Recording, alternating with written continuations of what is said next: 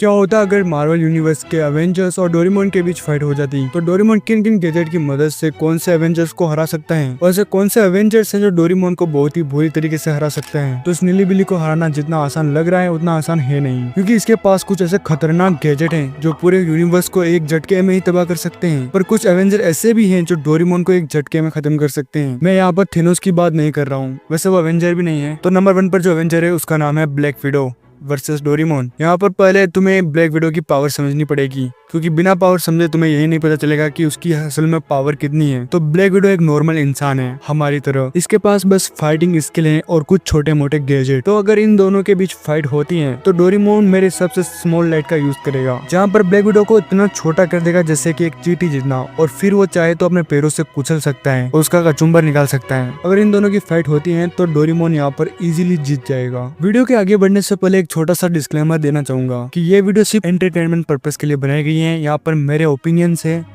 तो नेक्स्ट जो एवेंजर होगा उसका नाम होगा होकाई। इसके पास ऐसे कई सारे एरोस है, जो कि हमने वॉर डीप के एपिसोड में देखा था कि एक एरो से उसने बहुत बड़ा धमाका कर दिया था। तो इसके मुकाबले बहुत ही तकड़ा होगा डोरेमोन से। डोरेमोन को भी ऐसे गैजेट का यूज करना पड़ेगा कि होकाई को टाइम ही ना मिले सोचने का। अगर उसको टाइम मिल गया सोचने का, उसने फायर कर दी तीर, तो डोरेमोन भी चारों खाने चित हो जाएगा। और तुम्हें पता ही है कि होकाई का निशाना कितना तगड़ा है, यानी कि उसने एक बार तो आयरन मैन को भी नहीं छोड़ा था, उसकी भी हालत कुछ ऐसी कर दी थी। पर डोरेमोन यहाँ पर एयर कैनन का यूज कर सकता है। ये अटैक हवा का ब्लास्ट इतना ज्यादा पावरफुल होता है कि एक ही शॉट में होकाई 20 फीट पीछे उछल जाएगा। और अगर डोरेमोन 2 से 3 बार भी इसका ब्लास्ट कर दे तो होकाई का राम राम सत्य हो जाएगा। पर गलती से भी होकाई की अगर एरो लग गई डोरेमोन को, तो डोरेमोन के ही चितड़े उड़ जाएंगे। पर ये फाइट फिर भी डोरेमोन जीतेगा, क्योंकि डोरेमोन यहाँ पर इनविजिबल क्लॉथ का भी यूज करेगा होकाई को लपेटने के लिए। इसके बाद तो तुम्हें पता ही है कि कौन जीतेगा। तो इस फाइट का भी विनर डोरेमोन है। नेक्स्ट जो एवेंजर है उसका नाम है एंटमैन। अगर डोरेमोन एंटमैन से फाइट करता है तो एंटमैन के जीतने के चांसेस थोड़े ज्यादा होंगे, क्योंकि एंटमैन के पास छोटे और बड़े होने की पावर्स हैं और उसके पास कुछ ऐसे पार्टिकल्स भी हैं जो कि किसी भी ऑब्जेक्ट को छोटा या बड़ा कर सकते हैं। और अगर डोरेमोन के पास भी एक गैजेट है जो big light and small light है, पर वो भी बड़ा और छोटा हो सकता है। पर अगर वो एंटमैन जितना छोटा हुआ, यानी कि क्वांटम लेवल पे वो छोटा हो गया, तो वहाँ पर फिजिक्स काम नहीं करती,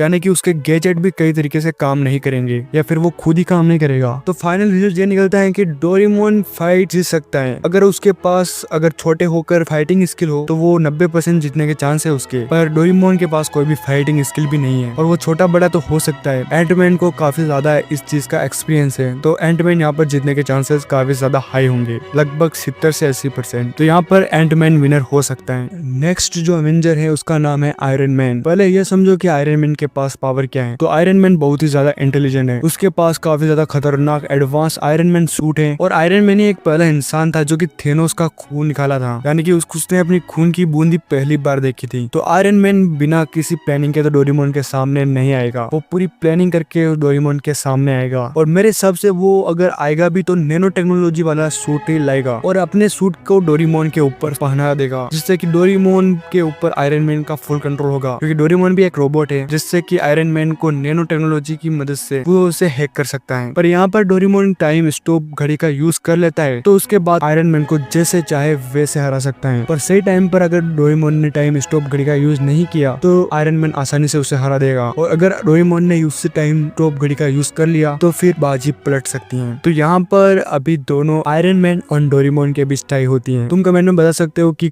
उन दोनों में से अब कौन जीत सकता है। अब जो मैं लास्ट जो एवेंजर है जो एक झटके में डोरेमोन को हरा सकता है उसका नाम है इन्फिनिटी इलेक्ट्रॉन। तुमने देखा ही होगा कि एक ही झटके में उसने थेनोस को कैसे बीच में से अलग कर दिया था, वैसे ये डोरेमोन को भी अलग कर सकता है। पर ये एवेंजर के अंदर नहीं है, तो हम इसके अंदर इसकी बात नहीं करने वाले। हम बात करने वाले हैं यहाँ पर मल्टीवर्स यूनिवर्स का डॉक्टर स्ट्रेंज की। डॉक्टर स्ट्रेंज के बाद बहुत सारी पावर है, उसके पास भी एक टाइम स्टोन है जिससे वो टाइम को आगे पीछे या स्टॉप कर सकता है, और उसके पास बहुत सारी जादुई ताकतें भी हैं। तो यहाँ पर डोरेमोन को अच्छी टक्कर ये दे सकता है। वैसे वीडियो को यहीं एंड करते हैं। अगर वीडियो थोड़ी भी पसंद आई हो तो कमेंट में जरूर बताना, इसका पार्ट 2 तुम्हें चाहिए या नहीं वो भी बता देना। मिलते हैं अगली वीडियो में।